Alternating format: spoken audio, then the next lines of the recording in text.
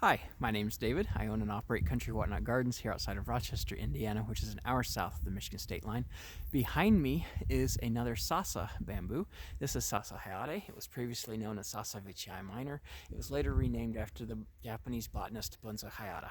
And you can see, like Sasa which it was previously classified as a minor form of, it has these beautiful tan margins that come out in the fall and winter. And that's actually due to a bursting of the cell walls on a cellular level in the fall in response to cooler temperatures, shorter daylight hours, similar to color changes on a deciduous tree, that results in this pseudo-variegation. I say pseudo-variegation because this tan around the edge of the leaf is actually just dry leaf. But look at that color. Look at that color. Isn't that amazing?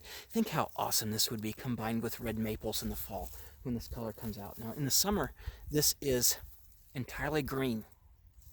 And in the spring, it will again green up when the new growth comes out. And these new leaves will be changed over next fall if it doesn't top kill. This one generally doesn't top kill here. We generally have enough snow cover. It's such a small bamboo that it usually shelters it right through winter.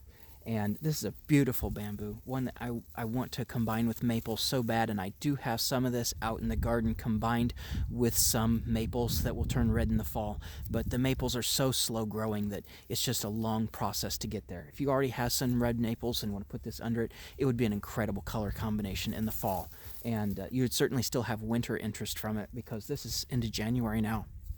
And this is still looking so beautiful with its green and tan leaf pattern with those tan margins. And it's one that is another one that grows in shade because it's growing right here at the edge of this woods where it has shade in the summer. And most of the patch is back in there in the shade. This very front portion here is out here where it has a little bit more sun.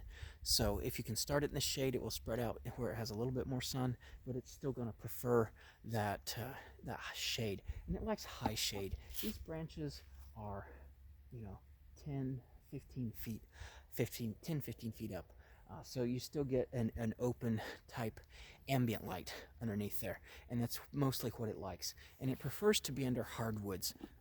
It might grow under conifers, but the thing you run into growing under conifers is that conifers have a much more shallow root system than most of your hardwoods, so they tend to suck more moisture out of the soil that's surrounding them and underneath their canopies, whereas hardwoods go deeper and you tend to get a little bit more moist soil. This one will take regular garden soil, but it's not going to grow in brick hard drought-stricken conditions. It will be drought tolerant once it's established, but it's not going to want super hard soil like a lot of times you find under conifers, at least here in this area. Maybe that's not the case everywhere.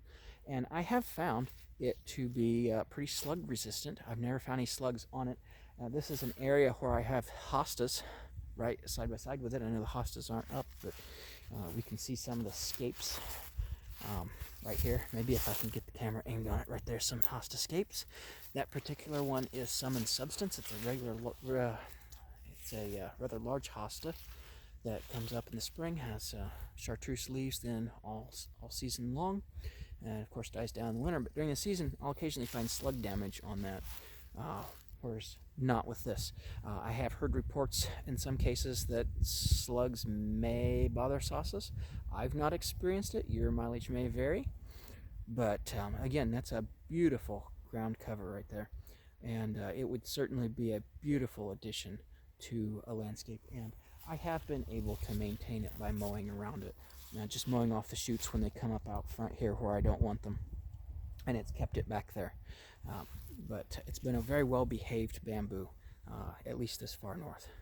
And I don't know if it could take over down south. I've not spoken with any southern growers of it to know how it does, but it's been slow here. It's been there for, oh gosh, I'm guessing off the top of my head, if I can remember right, I think it's been there for about 10 years or better, maybe more.